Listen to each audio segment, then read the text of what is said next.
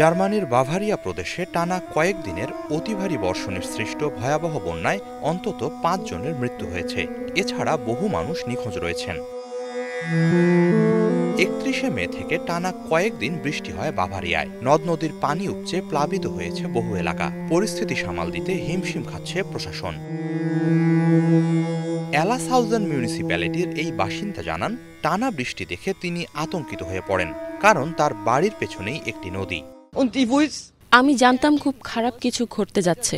আমি জীবনে আর কখনো এমন ভয়াবহ অভিজ্ঞতার মধ্যে দিয়ে যেতে চাই না। এটা খুব ভয়ঙ্কর। এই নারীর বোন ক্যারেন জানান, বন্যা এমন অনেক কিছুই ভাসিয়ে নিয়ে গেছে যে ক্ষতি অপূরণীয়। ভেসে যাওয়া এমন অনেক জিনিস আছে যেগুলোর সাথে আমাদের ৪০ বছরেরও দীর্ঘ সময়ের স্মৃতি জমানো। শৈশবকালের কত কিছু যে নষ্ট হয়ে গেছে। বন্যার ফলে এখনো অনেক এলাকা বিদ্যুৎ বিচ্ছিন্ন, বন্ধ হয়ে আছে রেল সেবা। বিদ্যুৎ না থাকায় বন্ধ এলাসাউজেনের দোকানপাট ও রেস্টুরেন্টগুলোও। সব মিলিয়ে খাবার দাবারের সংকটেও ভুগছে মানুষজন। বিদ্যুৎ নেই, গরম পানির ব্যবস্থা নেই, রান্না করার মতো কিছু নেই, সবকিছু বন্ধ।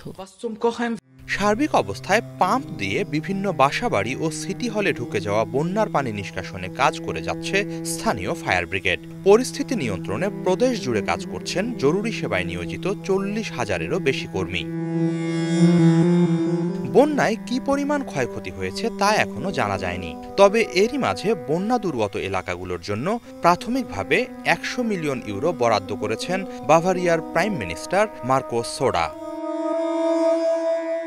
হিজল জোবায়ের, বাংলা ভিশন।